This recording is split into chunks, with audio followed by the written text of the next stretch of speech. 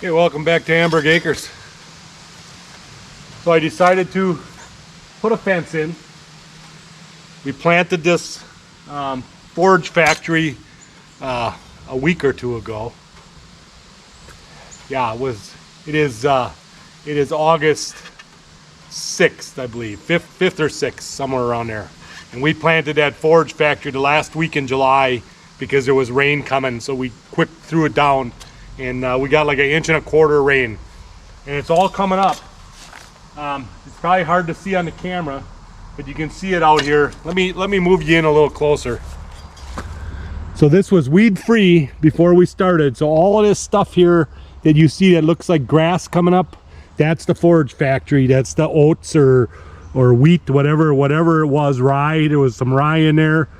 That's what's coming up. And I'm sure there's beans, not beans, peas. I'm sure there's peas coming up. And I'm actually seeing some beans here. Look at that. I've never had beans grow on my plants before. So that's a good sign. We had good rain in July. We haven't had any rain yet in August. Actually, the last 2 weeks since we had that 1.25 inches rain, we have not had any rain. So I'm glad I got this down and this stuff got started growing. And hopefully we get a little rain this week. We're supposed to get some this week. Hopefully we get a little rain this week to help the peas and whatever else was in that mix to get going. Now I do see some stuff there. Looks like clover. Right. It's hard to tell. Right in here. Looks like clover. I'm not sure. Oh, there's a pea right there. Right there is a pea. Yep. So it's growing. It is growing. So we got it down at the right time. Hopefully we get a little more rain here, and maybe I can throw some fertilizer down yet too, and to help it out and get it growing. But I just did this area right here. I stopped about by them trees right up there. Those 3 trees there. I kind of went through the one but not through the other. So this area right here, that's where I planted, and then in front of the other tree stand up there that I did. So what we're gonna do is I got 2 posts in already. We're gonna get these other 2 posts in, and then we're gonna show you how we're gonna make the fence.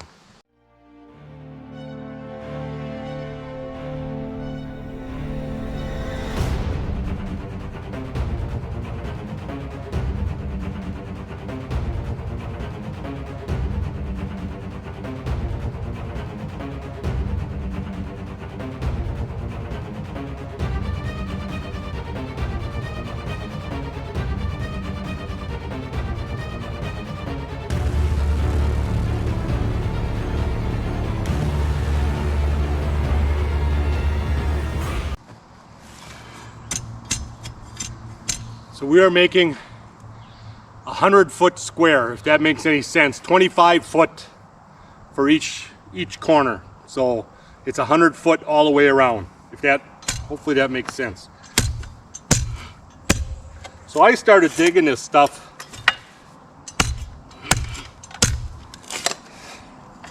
I was thinking with all the rain we had in July, and we had quite a bit of rain in July.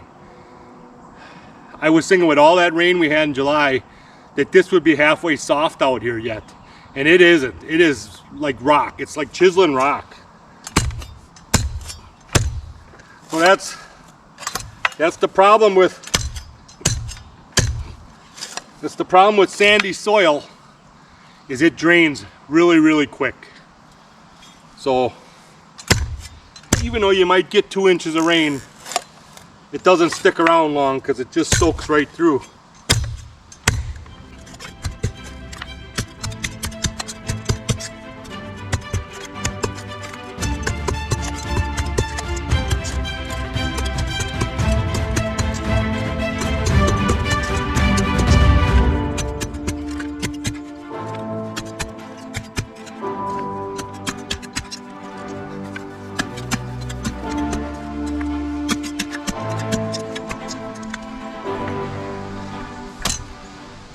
All right, so we're going in about that deep, about up to the end of the blue here. So what is that, a foot, a little over a foot? And that'll hold these posts just fine for what I'm putting on them. Now in hindsight, the T-posts would have been much easier to just pound them in and do it. But I had these posts sitting here from when we marked the lot lines, and they've been sitting here for, boy, I don't know, 5, oh God, it's probably more than that. I want to say that was before, well before COVID, when we did the lot lines. So I'm going to say 6 to 8 years ago I bought these posts, and they've been sitting under the lean-to ever since. So I found a use for them finally.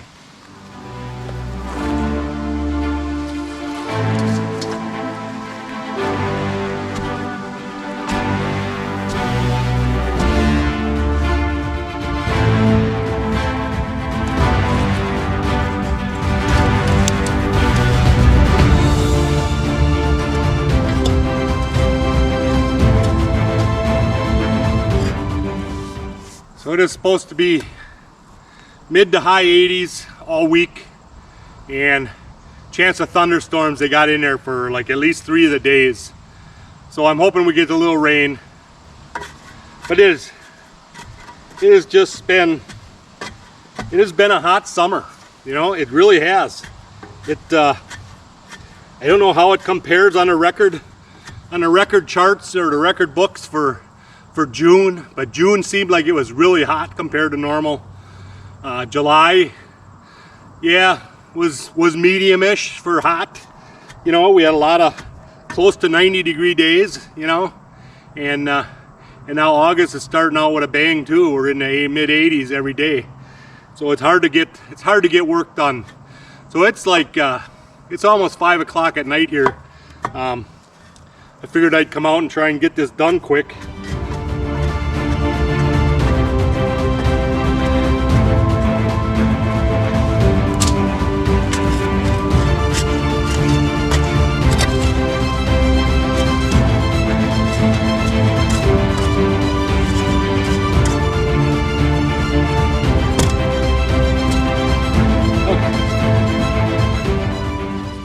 So I'm going to get the other pole in, and then I will get back to you on how we're making the fence itself.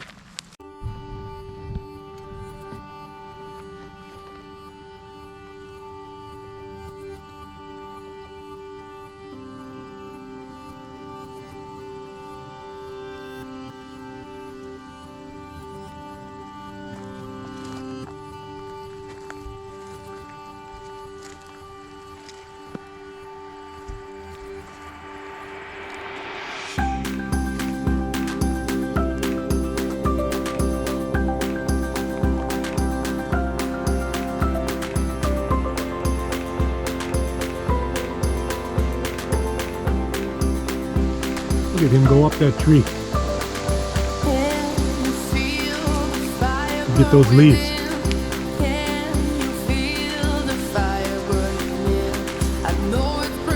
I got some for you here, buddy. How about these? How about these here? And these? The leaves. Don't you want the leaves? Never seen them do that before. Walk right up a branch like that.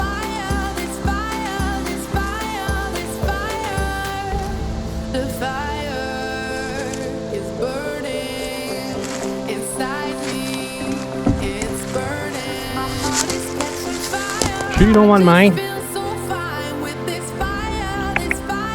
You bit my finger. You bit my finger.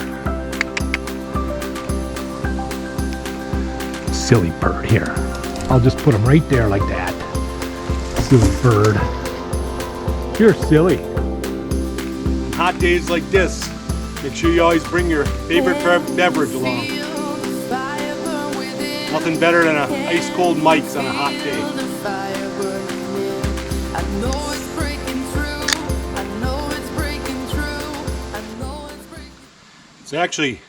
It's actually very nice out here tonight. Get a little bit of a breeze. If you're not working, you know, if you're working, you're sweating like crazy. But if you're not working, it's actually a very nice night. It's overcast. The sun is not out, basically. probably because of the fires up in Canada or whatever, is making an overcast, a haze. They said there might be some storms tonight yet. I don't know. Seems like it always goes around us. It gets, you know, over towards, oh, I don't know, the Chequamegon Forest over that way. I forget what town is over there, Crandon, Lakewood, those areas over that way. It seems like it gets about that far and then it kind of dissipates and it never gets to us. So, right, enough drinking. Let's get some work done. So this is what I purchased. It is 65-pound test fishing line. I got this idea from Jacob over at Up North Living. If you're not sure who Jacob is formerly known as Sergeant Stifler. He helped me on the barn and the roof over there. He's my daughter's husband. So we're going to tie this around, and I bought 300 yards, so that should give me 4 strands on each section here. So I'm hoping that's enough to deter it. I don't remember how many he had on his garden, but he said it was working really good. It was keeping the deer out. So I'm gonna try it. This was cheap. This was $7 compared to $36 for the, I was looking at the white 1-inch band that you use for the electric fencing, and I was gonna wrap that around there so that they'd see it or whatever, that it was, you know, big enough that they would see it. And that was like $37 for a roll of that stuff to do one. So that would have been $70 to do two squares. So this was only $7. So much cheaper way of doing it. Whether or not it works, I don't know. So we're gonna test it out, and we're gonna see on this big of an area if this actually will work. And if it does, this is what we're gonna do every year to let this middle part grow a little bit, you know, right out in front of our stands. Let this grow and get bigger, and hopefully have some bean seeds on there and that type of stuff. Because like I said in one of my other videos, we never see the beans. It never grows big enough. But now I do see beans on some of these, so I'm hoping we had enough rain this year that these are going to continue to grow for another month or two, and we'll be able to get some beans and some seeds for later in the fall. Okay, so let's go over here. We'll start at the first pole there. So I don't know if deer will crawl on their belly. I'm sure they would if they had to, but I'm gonna put this down, I don't know, about a foot and a half or so up. I'm gonna start right there with my first.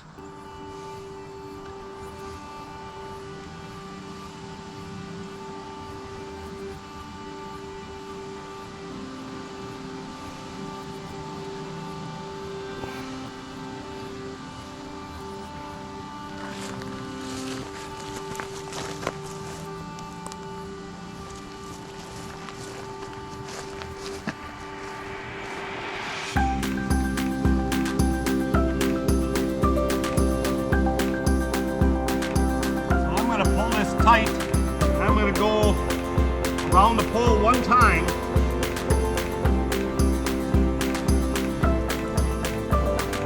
Can you feel the fire burn within? Can you feel the fire burning near? I know it's breaking through. I know it's breaking through. I know it's breaking through. I know it's breaking through. So come close, don't let go. Come closer, babe, you'll never know why I love you so. My heart is catching fire. I just feel so fine with this fire, this fire, this fire, this fire. The fire is burning inside me. It's burning. My heart is catching fire. I just feel so fine with this fire, this fire, this fire, this fire. So I should get 4 loops, I'm thinking.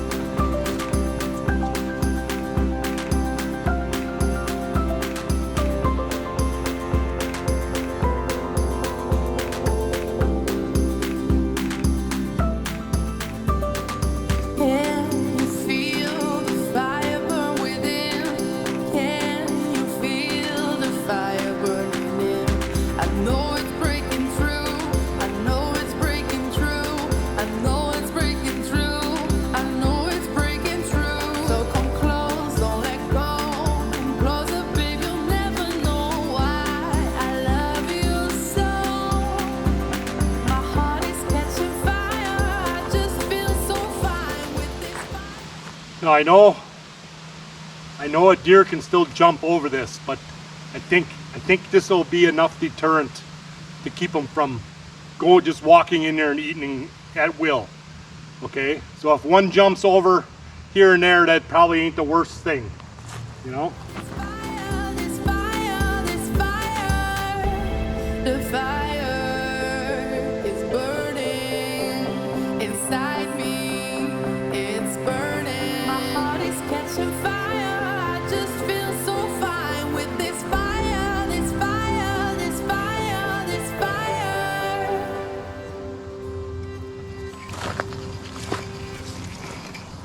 Just made it. That's all that's left. So I'm just gonna wrap it all around the post here, and then I can just put it back on a spool, hopefully, after I'm done hunting, or after I take it down. So I have a camera right there on that tree. I think I'm gonna move it a little bit so it's looking right at the middle of the square. And that way I can keep track if there are deer jumping in there or not. So we're gonna go up and do the other one quick and get that one done also tonight.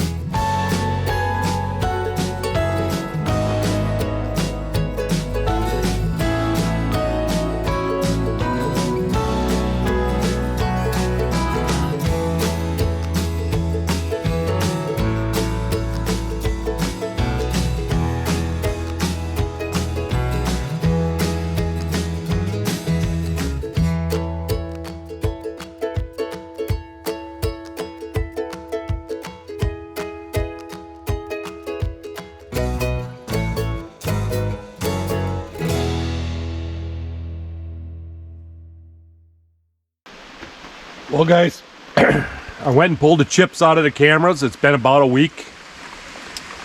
And it's been raining all day. It's good. We need the rain. It's really going to help that field over there. But what I'm finding out is there's at least one doe that figured it out that she can walk right through that string.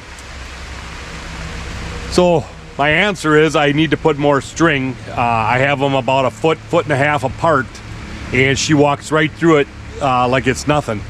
The bucks seem to stay away. They know better or whatever.